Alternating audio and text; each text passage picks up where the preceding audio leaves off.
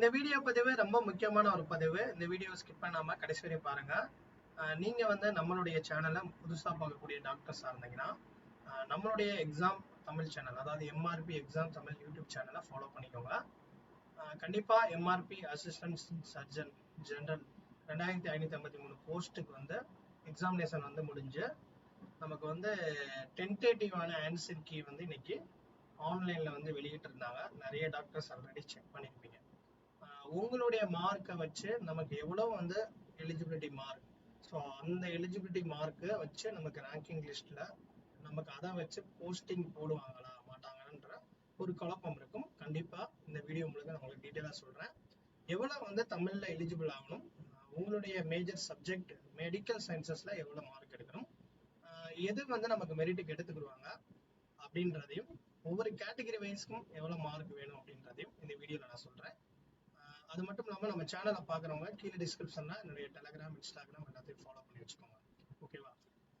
அதாவது வந்து நமக்கு எம்ஆர்பி உடைய கொஸ்டின்ஸ் பேட்டர்ன் சப்ஜெக்ட்னு எடுத்துக்கிட்டீங்கன்னா தமிழ்நாட்டை பொறுத்தவரையும் எந்த ஒரு கவர்மெண்ட் எக்ஸாம், அது டிஎன்பிசியா இருக்கட்டும், தமிழ்நாடு கவர்மெண்ட் கீழே நடத்தக்கூடிய எந்த ஒரு எக்ஸாமுக்கும் தமிழ் மஸ்ட்ன்ற மாதிரி கொண்டு வந்துட்டாங்க.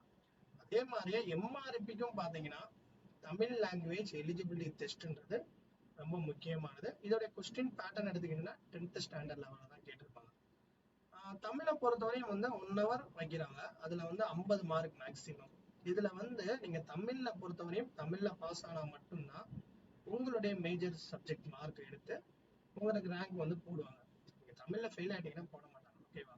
ஸோ இதுல வந்து நீங்க தமிழ்ல எவ்வளவு மார்க் எடுக்கணும்னா, இப்ப நீங்க ஒரு schedule caste Arunthathiyar, ST, schedule W, அதாவது எஸ்சி, எஸ்சிஏ, எஸ்டிக்கு வந்து 40% இருக்கும்.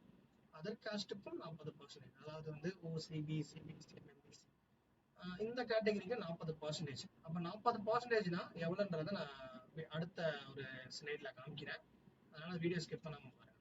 ஓகே, இது வந்து ஓகே புரிஞ்சிருச்சு. அடுத்து வந்து மெடிக்கல் சயின்சஸ் பேப்பர்னு எடுத்துக்கிட்டீங்கன்னா உங்களுக்கு 2 மணி நேரம் வைக்கிறாங்க, மேக்ஸிமம் 100 மார்க்.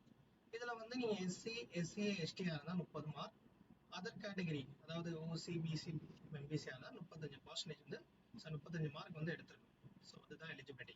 இதுல முக்கியமான ஒண்ணு என்னன்னா, தமிழுடைய எலிஜிபிலிட்டியில நீங்க பாஸ் ஆனா மட்டும்தான், பாஸ் ஆனாதான். ஸோ இதோடைய மார்க்கை வந்து அவங்களுக்கு ரேங்கிங் கால்குலேட் பண்ணும்போது அந்த தமிழுடைய மார்க்கை வந்து அவங்க எடுத்துக்கிட மாட்டாங்க. நல்லா தெரிஞ்சுக்கோங்க, தமிழுடைய அந்த மார்க்கை வந்து ஜஸ்ட் நீங்க பாஸ் ஆகணும். அதுக்கப்புறம் தான் உங்களுடைய மேஜர்ஸ் பேப்பர்ல எடுக்கக்கூடிய மார்க்கை வச்சு மெரிட் ப்ரிப்பேர் பண்ணுவாங்க. அதுவும் அவங்க சொல்ற அந்த மார்க்குக்கு எலிஜிபிள் ஆயிருக்கும். தமிழ் வந்து ரேங்கிங் ப்ரிப்பேர் பண்ணும்போது தமிழ் மார்க்கை ஆட் பண்ண மாட்டாங்க. ஓகேவா? ஸோ தமிழ்ன்றது ஒன்லி ஃபார் எலிஜிபிலிட்டி பர்பஸ்க்கு தான் இந்த எக்ஸாம் வந்து கண்டக்ட் பண்றாங்க. ஸோ இது புரிஞ்சிருக்கும்னு நினைக்கிறேன். ஓகே, இப்போ ரியாலிட்டி படி நமக்கு இப்போ தமிழ் பேப்பர்ல கேட்டகரி வைஸ் இப்போ நீங்க OC, BC, BCM, MBC, SC, SCA, ST 40%னா 50க்கு 20 மார்க் எடுக்கணும் தமிழ்ல. ஓகேவா? இது வந்து உங்களுக்கு புரிஞ்சிச்சு. அப்ப 20 மார்க் எடுத்துட்டீங்க. நெக்ஸ்ட் வந்து உங்களுடைய அந்த மெடிக்கல் சயின்சஸ் பேப்பர்ல, ஸோ இருங்க, மெடிக்கல் சயின்சஸ் எடுத்துக்கிட்டீங்கன்னா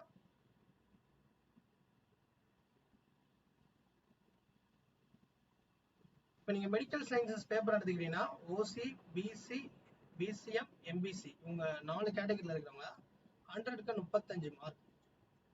ஓகேவா? அதே இது வந்து ஒரு எஸ்சி, எஸ்சிஏ, எஸ்டி, ஒரு எஸ்சி, எஸ்சிஏ, எஸ்டியா இருந்தா 100க்கு 30 மார்க் எடுத்தா போதும். ஓகேவா? அப்ப வந்து உங்களுக்கு டவுட் எப்படி சார் கால்குலேட் பண்ணுவாங்கன்னு கேட்கறாங்க. இப்ப ஒரு எக்ஸாம் இருக்குன்னு நான் சொல்றேன். ஒரு கேண்டிடேட் வந்து தமிழ்ல வந்து 20 மார்க் எடுக்கிறாங்க, மெடிக்கல் சயின்சஸ் பேப்பர்ல 35. அப்ப அந்த 35 வந்து இந்த கேட்டகரியில இருக்கணும். ஓசி, பிசி, பிசிஎம், எம்பிசியா இருந்தா அப்ப இது ரெண்டையும் சேர்க்கும் போது 55.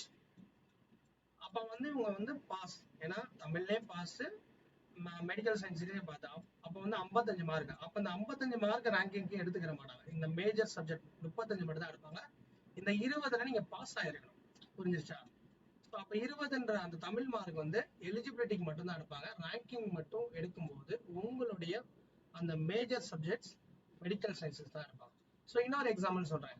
ஒரு கேண்டிடேட் டாக்டர் வந்து தமிழ்ல வந்து ஒரு 10 மார்க் மெடிக்கல் சயின்சஸ்ல அவங்க வந்து ஒரு 40 எடுத்தாலும் சரி 50 எடுத்தாலும் சரி அவங்க அதாவது இந்த 7 கேட்டகரியில இப்ப SC ST STயா இருந்தா ஒரு 30 எடுத்தாலும் சரி 35 40 50 60 எடுத்திருக்காங்க. எடுத்தாலும் தமிழ்ல வந்து அவங்க வெறும் 10 மார்க் எடுத்தா இவங்களை கன்சிடர் பண்ண மாட்டாங்க. ஏன் அப்படின்னா இவங்க தமிழ்ல வந்து எலிஜிபிளே கிடையாது. அப்ப வந்து தமிழ் வந்து நீங்க எலிஜிபிலிட்டி இல்லை அப்படின்னா நீங்க மேஜர்ல எடுத்தீங்கன்னா கூட உங்களை வந்து அதாவது மெரிட்ல வந்து ப்ரிப்பேர் பண்ண மாட்டாங்க. அதே மாதிரி வந்து மார்க் கம்மியா இருக்கிறவங்க இந்த மெடிக்கல் சயின்சஸ்ல கம்மியா இருப்பாங்களே இந்த எலிஜிபிலிட்டி இல்லாம இருக்கக்கூடியவங்க என்ன கால்ஃபர் பண்ணுவாங்களா சார் எனக்கு போஸ்டிங் போடுவாங்க கேட்டா கண்டிப்பா போடுவாங்க. பட் அது வேக்கன்சி அடுத்தடுத்த ஸ்லைடுல ஏன்னா லாஸ்ட் இயர்லாம் பாத்தீங்கன்னா ஒரு 7 சிவி சர்டிபிகேட் வெரிஃபிகேஷன் நடந்துச்சு. 7 தடவை வந்து கவுன்சிலிங் கண்டக்ட் பண்ணியிருந்தாங்க. சீட் வேக்கன்ட் ஆச்சு. ஏன்னா சைட் பை வந்து சைமல்டேனியஸா பாத்தீங்கன்னா பிஜி கவுன்சிலிங் போயிருச்சு. 7 முறை வந்து சர்டிபிகேட் வெரிஃபிகேஷன் இருந்துச்சு. இந்த வருஷம் எப்படி வருது அதே மாதிரியே லாஸ்ட் இயர் எந்த ரேஞ்சஸ் கட் ஆஃப் மார்க்ல வந்து போஸ்டிங் கிடைச்சிச்சு அப்படின்றத இனி வர வீடியோக்கள்ல நம்ம அப்டேட் பண்ணுவோம். தொடர்ந்து நம்மளுடைய எம்ஆர்பி எக்ஸாம் தமிழ் சேனல்ல ஃபாலோ பண்ணுங்க. நிறைய டாக்டர்ஸ் ஷேர் பண்ணுங்க. உங்களுடைய கமெண்ட்டை கீழே கமெண்ட்ல பதிவு பண்ணுங்க யூடியூப் கமெண்ட்ல. அதே மாதிரி நீங்க எவ்வளவு ஸ்கோர் எடுத்திருக்கீங்கன்றதை கமெண்ட் பண்ணுங்க.